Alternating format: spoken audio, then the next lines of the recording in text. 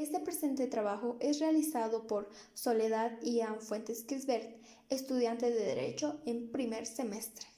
Pirámide constitucional, más conocida como la pirámide de Kelsen, se rige bajo los principios de jerarquía, temporalidad de la ley, especialidad y competencia.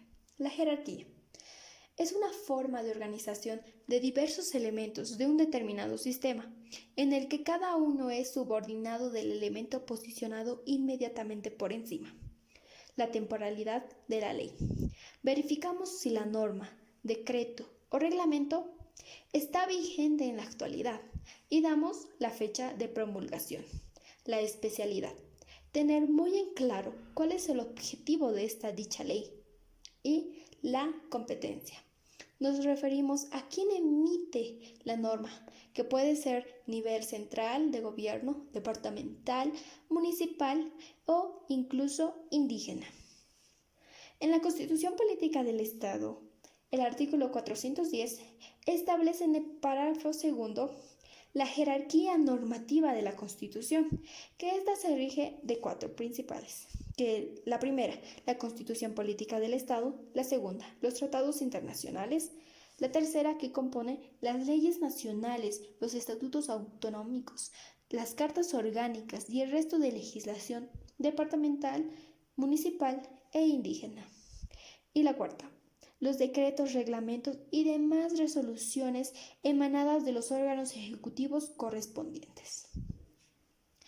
Dando un ejemplo, la primera parte de esta pirámide, que es la Constitución Política del Estado, a los derechos fundamentales en el artículo 15, parágrafo primero. Menciona que todas las personas tienen derecho a la vida y a la integridad física, psicológica, sexual, y nadie será torturado ni sufrirá tratos crueles, inhumanos, degradantes o humillantes, y en especial que no existe la pena de muerte. Dando una ejemplificación a este artículo, es que ha sucedido un caso que en 1 de enero del año 2020, una bebé fue envenenada por sus padres en la ciudad de Lal. Como vemos aquí, se quita la vida. Estamos violando el derecho fundamental, y el derecho fundamental es derecho a la vida. Nadie puede quitar, dar muerte a otro ser humano, ya que esto es un bien jurídico tutelado a la vida. La temporalidad de la Constitución Política, esta fue promulgada y publicada el 7 de febrero de 2009. Su especialidad. El objetivo fundamental de la Constitución Política, que esta es la norma suprema, que debemos garantizar, saber nuestros deberes y derechos a través de esta. Y está establecido por la autoridad, la forma de ejercicio de esta autoridad, los límites de los órganos públicos, definiendo los órganos fundamentales garantizados a la libertad. Y su competencia. Esta es a nivel central por el Tribunal Supremo de Justicia. Los principios de la Constitución Política del Estado están establecidos en el artículo 8, parágrafo primero y parágrafo segundo. En el parágrafo primero establece: no seas flojo, no seas mentiroso, no seas ladrón. Y vivir bien, vida armoniosa, vida buena, tierra sin mal y camino noble. Siguiendo el orden de nuestra pirámide constitucional, como segundo punto se encuentran los tratados internacionales. En la Constitución Política del Estado, el artículo 256, parágrafo primero, establece que los tratados estarán por debajo de la Constitución, excepto aquellos tratados que se traten de derechos humanos, y estos estarán al mismo nivel. El tratado que voy a explicar es el Tratado de Paz y Amistad del 20 de octubre de 1904. Este es un tratado de paz firmado por representantes de Bolivia y la República de Chile, con el fin de terminar el estado de guerra existentes entre ambos países, luego del estallido de guerra del Pacífico de 1879. Las relaciones entre Bolivia y Chile, desde la ratificación del tratado hasta la fecha, han estado marcadas por las disposiciones de este, originando un continuo reclamo nacionalista de Bolivia, en favor de un restablecimiento del acceso soberano al mar territorial. Recién hacia fines del siglo XX, las concesiones establecidas fueron aplicadas en su totalidad, y a partir de ello, Bolivia se ha planteado la posibilidad de legislar este tratado.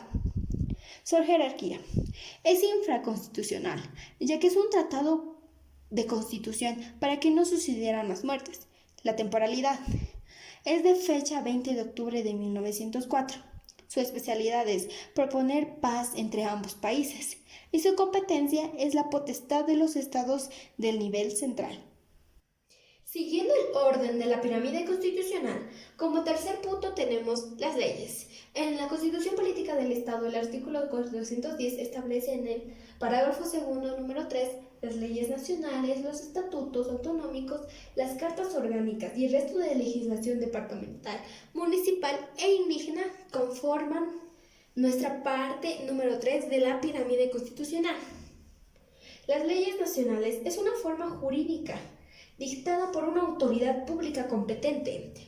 Es una función que recae sobre los legisladores de los congresos nacionales de los países. Los estatutos autonómicos es una norma institucional básica, de naturaleza jurídica, contenido pactado y define derechos y deberes. Establece sus instituciones, consolida competencias y establece lineamientos de políticas públicas. La Ley 348, Ley Integral para garantizar a las mujeres una vida libre de violencia, está en concordancia con la Constitución Política del Estado. El artículo 15, parágrafo segundo, establece que todas las personas, en particular las mujeres, tienen derecho a no sufrir violencia física, sexual, psicológica, tanto en la familia como en la sociedad. En la Ley 348, el artículo 1 establece la presente ley se funda en el mandato constitucional y en los instrumentos, tratados y convenios internacionales de derechos humanos, ratificados por Bolivia y garantizadas a todas las personas, en particular a las mujeres, del derecho a no sufrir violencia física, sexual y psicológica, tanto en la familia como en la sociedad. Esto es un conjunto de acciones o hechos violentos contra la mujer que implica la violación de sus derechos fundamentales, atenta contra su seguridad y oponen en riesgo su propia vida, culminando entonces con la muerte violenta de las mujeres. Ahora bien, se podría decir que el odio es el elemento central de la conducta típica del sujeto que ocasiona la muerte de la víctima. Lo cierto es que no se debe ser convertido como un requisito indispensable para que un homicidio en el que el sujeto mata con dolo a una mujer pueda ser considerado como un feminicidio. El elemento subjetivo ya está dado en el dolo, expresado con la voluntad e intención, sin necesidad de tener o demostrar el elemento subjetivo, que sería el odio.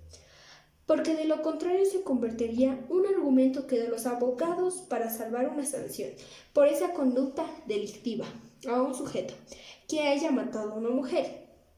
Ahora bien, el feminicidio es el odio desmedio a la mujer.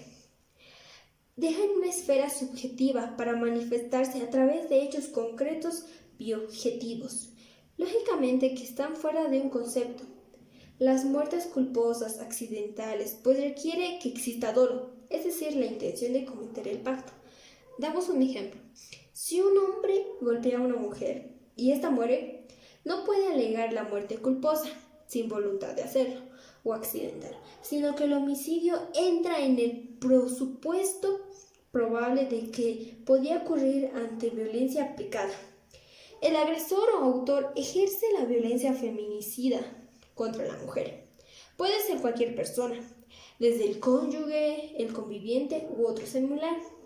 Podría ser el novio, enamorado, expareja, que suele ser uno de los principales sujetos en la mayoría de los casos, hasta otros hombres de nuestro entorno familiar, o también amigos, compañeros, jefes, superiores que pertenecen al ámbito social y laboral de la mujer, e incluso desconocidos que dan muerte a la mujer luego de haber ejercido otras formas de violencia previamente. Podría ser la violación, trata y tráfico, o como pactos de hartos rituales desafiados en grupales. Como vemos aquí, siempre un feminicidio tiene que ser cometido de un hombre hacia una mujer. Mencionamos la jerarquía. La ley es infraconstitucional.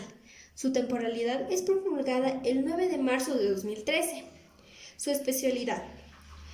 Esta la menciona en el artículo 2 de la Ley Integral para garantizar la vida a las mujeres, una vida libre de violencia, que dice: la presente ley tiene por objeto establecer mecanismos, medidas y políticas integrales de prevención, atención, protección y reparación a las mujeres en situación de violencia, así como persecución, sanción a los agresores, con el fin de garantizar una vida digna y el ejercicio pleno de los deberes para vivir bien.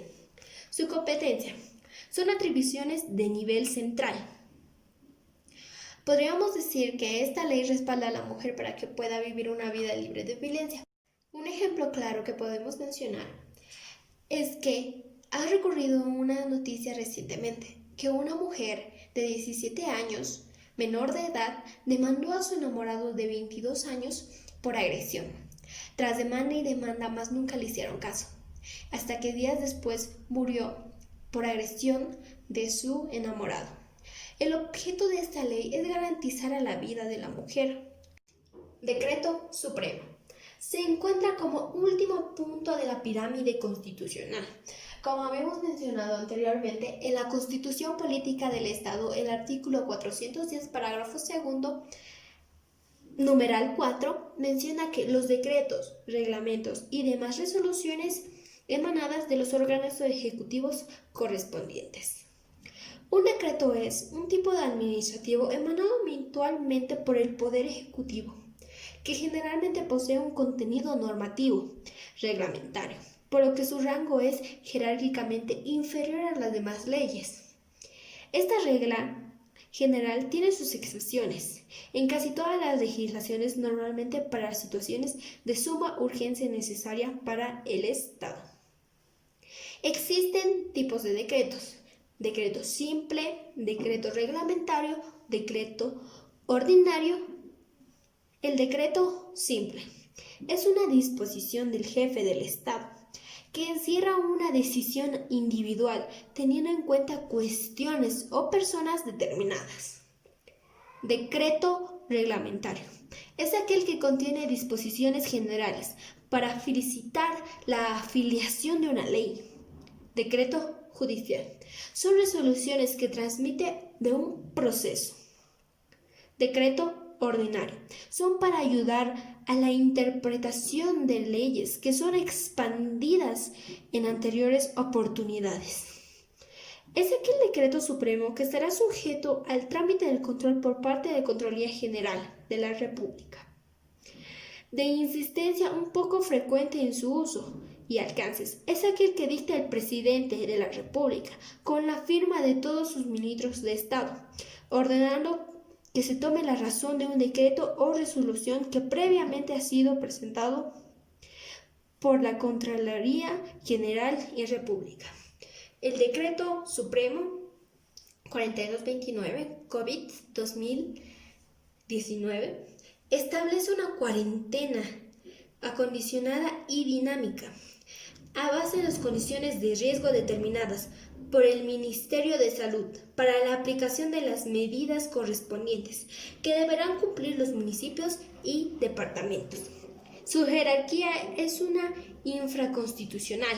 Su temporalidad fue aplicada y publicada el 29 de abril de 2020. Su especialidad: ampliar la vigencia de la cuarentena por emergencia sanitaria nacional del COVID-19 desde el 1 de mayo hasta el 31 de mayo de 2020.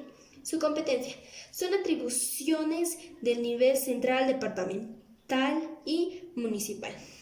Como sabemos bien, esta es una enfermedad invisible, que hasta el momento hay 2.081 confirmados, 219 recuperados y 102 muertes. Para esto tenemos que cumplir este decreto y prevalecer a la vida.